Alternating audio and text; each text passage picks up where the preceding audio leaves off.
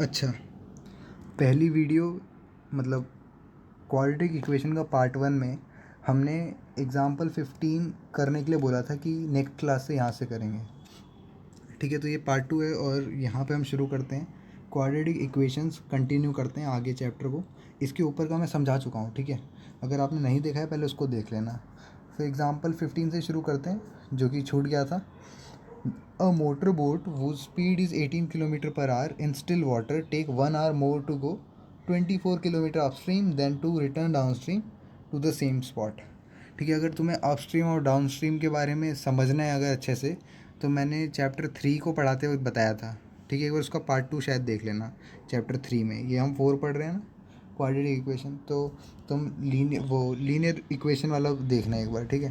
तो वैसे शॉर्ट में बता देता हूँ। अपस्ट्रीम मतलब होता है कि जहाँ पे नदी का बहाव है ना, उसके अपोजिट जाना। डाउनस्ट्रीम यानी जहाँ पे नदी का बहाव है उसी दिशा में जाना, है ना। ये कुछ पतंग उड़ाने जैसा है। अगर हवा जिस दिशा में चल रही है वहाँ पतंग उड़ाओगे तो आसानी से उड़ेगी, है ना, वैसा कुछ। तो मोटर बोट जिसकी स्पीड 18 किलोमीटर प्रति घंटे की रफ्तार से है, और वो भी स्टिल वाटर में, यानी अगर पानी रुका हुआ है, पानी का कोई बहाव नहीं है, तब की बात है, ठीक है। और 1 घंटा ज़्यादा लगता है अपस्ट्रीम जाने में, 24 किलोमीटर अपस्ट्रीम जाने में, बजाय कि नीचे आना है। देखो, मतलब तुम ऐसे सोचो कि ऊपर चढ़ रहे हो, चढ़ाई पे, अपस्ट्रीम है ना, पहाड़ पे चढ़ रहे हो, तो पहाड़ पे 24 किलोमीटर चढ़ने में ज़्यादा लगता है टाइम, 1 घंटा, बजाय कि नीचे उतरने में, ठीक है। तो मान लेते हैं, सबसे पहले पूछ क्या रहा है कि तुम स्पीड और स्ट्रीम बता दो मेरे को बस। स्ट्रीम मतलब पानी के बहाव का स्पीड बता दो। तो मान लेते हैं स्ट्रीम की स्पीड x है, ठीक है। तो जब बोट ऊपर जाएगी तो स्पीड क्या हो जाएगी, 18 माइनस एक्स, है ना। देखो, पानी का बहाव तुम नाव के बहाव से तेज़ नहीं कर सकते, वरना तो नाव डूब जाएगी, है ना। मतलब नाव हमारे हाथ में कंट्रोल नहीं रहेगा, तो पानी का बहाव तो कम होगा, इसलिए 18 माइनस एक्स हुआ, है ना। तो 18 माइनस एक्स होगा जब अपस्ट्रीम जाएगी, 18 प्लस एक्स होगा जब डाउनस्ट्रीम जाएगी। तो अब आपको पता है टाइम क्या होता है, डिस्टेंस अपॉन स्पीड होता है। डिस्टेंस है 24 किलोमीटर, स्पीड है 18 माइनस एक्स अपस्ट्रीम जाने में, और ऐसे ही डाउनस्ट्रीम में क्या हुआ, 24 डिवाइड 18 प्लस एक्स, ठीक है। तो क्वेश्चन क्या कह रहे हैं कि अपस्ट्रीम जाने में ज़्यादा टाइम लगा डाउनस्ट्रीम से, है ना। तो वही करा मैंने कि 18 माइनस एक्स डिनोमिनेटर में लिखा है ना, फिर माइनस लगा दिया, 24 divide 18 minus x equal to 1 मतलब 1 घंटा लगा, ठीक है। 1 घंटा ज़्यादा लगा था। अब इसको क्या करना है, क्वाड्रेटिक इक्वेशन बना के सॉल्व कर देना है, ठीक है। बाकी तो तुम्हें पता है क्या लगाएंगे, क्वाड्रेटिक फार्मूला लगाएंगे और आंसर आ जाएगा। अच्छा, नहीं याद है तुम्हें क्वाड्रेटिक फार्मूला कैसे करना है, तो फिर वही मैंने पार्ट 1 में समझाया था बढ़िया से, वहाँ देख लेना, वरना आपको पता है minus b plus minus root under b square minus 4ac/2a।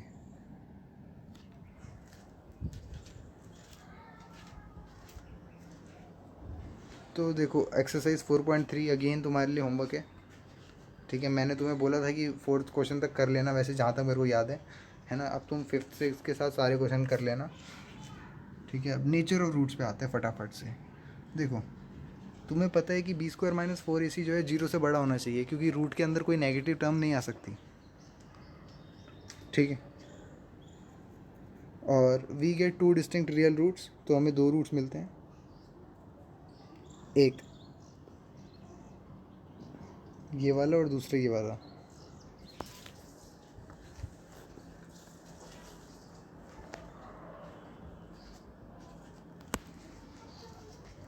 तो -b/2a plus root under b square minus 4ac/2a, और दूसरा -b/2a minus root under b square minus 4ac/2a, है ना। तो यहाँ 2 रूट्स मिल गए। तो अगर b square minus 4ac equal to 0 है तो क्या होगा, तो देखो एक्स की वैल्यू या तो -b/2a होगी, है ना। प्लस माइनस 0 करने से कोई फ़र्क तो पड़ेगा नहीं। तो एक्स की वैल्यू जो होगी वो b और a पे डिपेंड करेगी एक तरह से। तो x इक्वल टू -b/2a और -b/2a। तो देखो a की वैल्यू बार बार लिख रखे हैं, है ना, यानी रूट्स जो होंगे इक्वेशन का वो एक ही होंगे। जैसे तुम्हें कभी कभार क्या होता है, जब एक्स एक्सिस पे कट करता है ग्राफ, तो फिर वहाँ पे क्या होता है, रूट्स एक ही आता है ना। हम उसको रिपीटेड कह देते हैं, मगर होता तो एक ही है वो। है ना. Therefore we say that the quadratic equation a x square plus b x plus c is equals to 0 has two real roots in this case. ठीक है, तो इसके 2 रियल रूट्स होंगे. समझ में आया. रूट्स तो होंगे मगर इक्वल होंगे. If b square minus 4ac smaller than 0. अब यहाँ पे कोई रूट्स नहीं हो सकता, कोई रियल रूट्स नहीं हो सकता. ठीक है, अब हम जानेंगे इसको 11th क्लास में कि असल में होता क्या है, मगर मैं चाहता हूँ कि रहन देते हैं, है ना. इसको रियल और एक होता है इमेजिनरी. ठीक है, तो इमेजिनरी रूट्स होते हैं उस टाइम पे. ठीक है, उसको बाद में डिस्कस करेंगे. तो फ़िलहाल ये समझ लो कि नो रियल रूट्स. और अगर जो है ग्रेटर देन है तब क्या होगा. रियल लिखा है since b square minus 4ac determine whether the quadratic equation has real roots और नॉट. तो b square minus 4ac is called discriminant. ध्यान देना. ठीक है, कोई पूछे डिस्क्रिमिनेंट को देखो कैपिटल डी से भी रिप्रेजेंट करते हैं. ठीक है, तो कैपिटल डी से डिस्क्रिमिनेंट को रिप्रेजेंट करते हैं. तो b square minus 4ac equal to capital D भी कह देते हैं कभी कभार. तो देखो अगर बी स्क्वायर माइनस 4ac मैं इसको डी बोलता हूँ. ठीक है, डिस्क्रिमिनेंट अगर 0 से बड़ा है तो क्या होगा, अलग अलग रूट्स आएंगे. एक्स एक्सेस 2 जगह पे कट होगा. अगर डिस्क्रिमिनेंट जो है वो 0 के बराबर है तो एक ही जगह पे कट होगा. और अगर 0 से छोटा है यानी रूट के अंदर नेगेटिव टर्म आ रही है, ऐसा तो पॉसिबल नहीं है ना. तो नो रियल रूट्स नहीं होंगे. आगे बढ़ते हैं. जैसे एग्जांपल 16 देखो. Find the discriminant of quadratic equation 2x square minus 4x plus 3 equal to 0. तो अब हमें पहले यहाँ पे डी निकालना है. डी मतलब बी स्क्वायर माइनस 4ac निकालना है. ठीक है, इसको तुम ध्यान रखना है कि डिस्क्रिमिनेंट बोलते किसे हैं. फार्मूला जब याद करोगे तो अपने आप ही जुबान पे चढ़ जाएगा. और फिर बोल रहे हैं कि फिर उसका रूट्स का नेचर बताओ डी को देख के. अब देखो जैसे ही हमने डी निकाला तो आ गया -8. अब -8 तो भाई 0 से छोटा है, इसका मतलब इसका कोई रियल रूट नहीं होगा. ठीक है, आसान है चीज़, समझ में आता है. आगे बढ़ते हैं. एग्जाम्पल 17 अच्छा एग्जाम्पल है बहुत. कि a pole has to be erected at a point on the boundary of a circular park of diameter 13 metre. है ना. तो यहाँ पे मैथ्स काम आती है. अभी तक तो इक्वेशन में नहीं समझ में आ रहा था, यहाँ पे समझ में आएगा कि पोल को हमें इरेक्ट करना है boundary at a boundary of circular park. एक सर्कुलर पार्क दे रखा है जिसका डायमीटर 13 मीटर है. In such a way that the difference of its distance from the diametrically opposite fixed gate A and B on the boundary is 7. Is it possible to do so? मतलब क्या कह रहे हैं, कह रहे हैं कि 2 गेट है और मतलब पार्क में घुसने के 2 गेट होते हैं ना जनरली. तो एक गेट जो है और दूसरा गेट बी है. मतलब एक गेट ए है, दूसरा बी है. हमें बोल रखा है कि उन दोनों का डिफरेंस 7 होना चाहिए. तो बोल रहे हैं क्या ऐसा पॉसिबल है कर पाना. देखो मान लेते हैं, पहले तो डायग्राम बना दो. पहला काम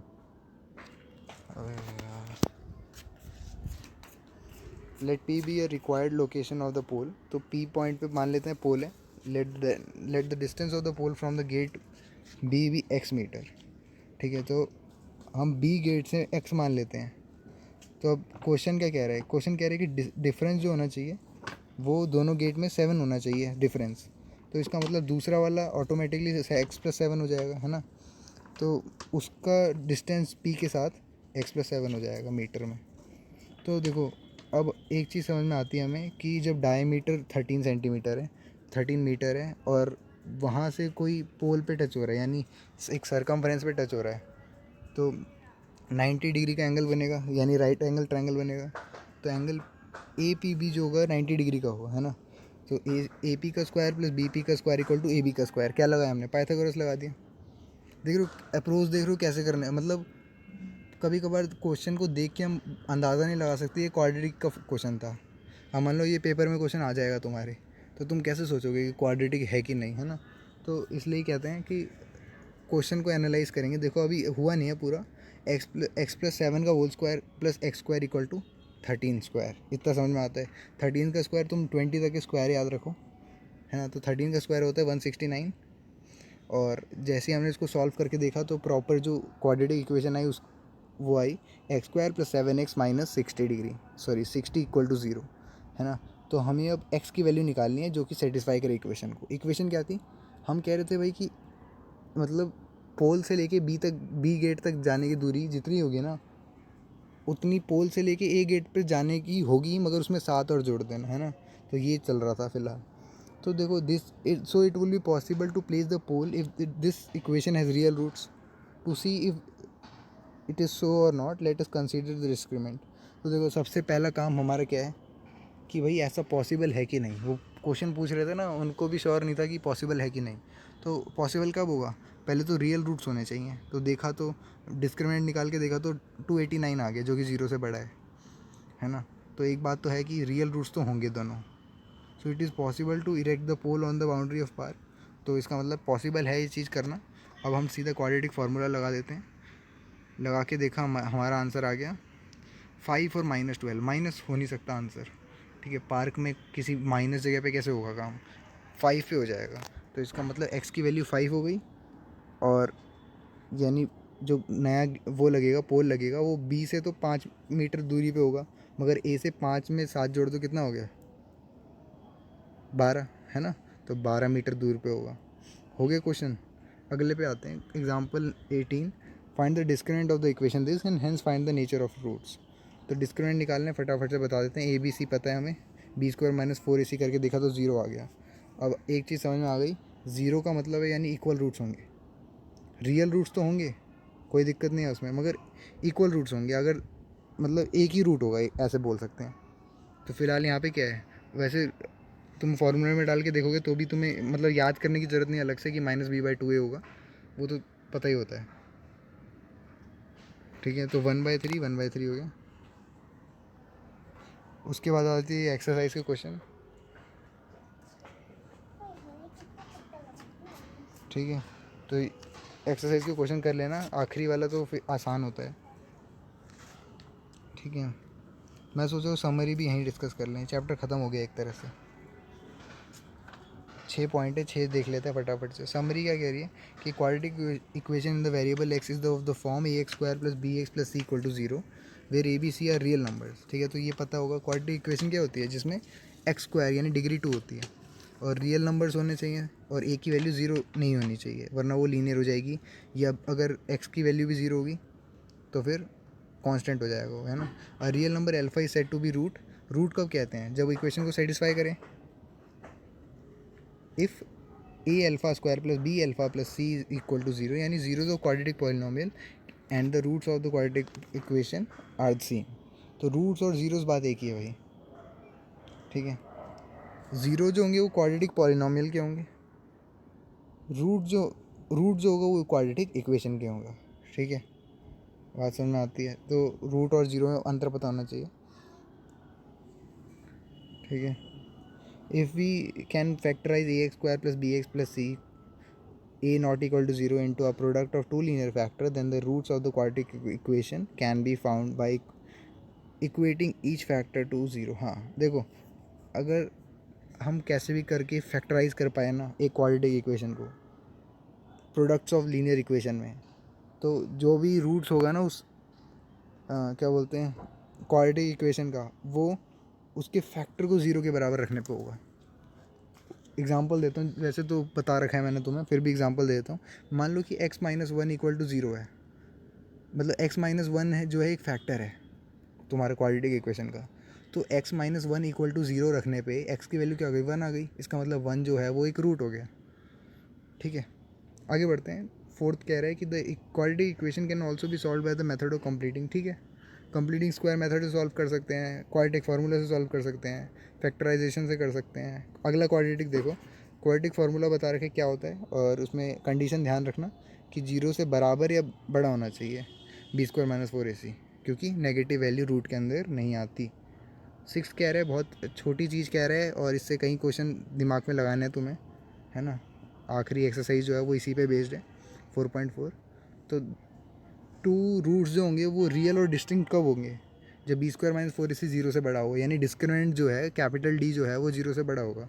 अगर D जो है 0 के बराबर निकला तो वो रूट्स होंगे, एग्जिस्ट तो करेंगे, रियल तो होंगे, मगर इक्वल होंगे, है ना। यानी मैंने बोला एक ऐसे इक्वेशन बताओ जैसे x - 1 का होल स्क्वायर = 0। अब x - 1 का होल स्क्वायर तो एक क्वाड्रेटिक इक्वेशन है ना। क्या होता है formula, a² - b², sorry a² + b² - 2ab, है ना। तो वहाँ से क्या हो गया, x² - 2x + 1, ठीक है। तो इसका रूट 1 तो होगा मगर दूसरा वाला भी 1 होगा, इसका मतलब इक्वल रूट्स होंगे, यानी एक ही रूट हुआ एक तरह से, है ना। और तीसरा पॉइंट है कि नो रियल रूट्स अगर 0 से छोटा आया, डिस्क्रिमिनेंट। तो ये छोटी सी बात थी, काफ़ी बार मैं बता चुका हूँ, है ना, अभी थोड़ी देर पहले भी बोला था मैंने। चलो ये तो ख़त्म हो गया चैप्टर। इसके बाद हम करने जा रहे हैं क्वेश्चन एंड आंसर। ठीक है, तो क्वालिटी की इक्वेशन छोटा चैप्टर और साथ में बहुत कम चीज़ें हैं इसमें जानने लायक। कंप्लीटिंग स्क्वायर समझ लेना, मेरे को लगता है वहीं दिक्कत आएगी तुम्हें कंप्लीटिंग स्क्वायर वाले में, वरना फार्मूला और फैक्टराइजेशन तो तुम्हें पता ही है। फार्मूला तुम रट लोगे, फैक्टराइजेशन तुम 9 से पढ़ते आ रहे हो। ठीक है, और इसके एक्सरसाइज में जो है वो कुछ वर्ड प्रॉब्लम्स हैं, उधर ध्यान दे लेना। ठीक है।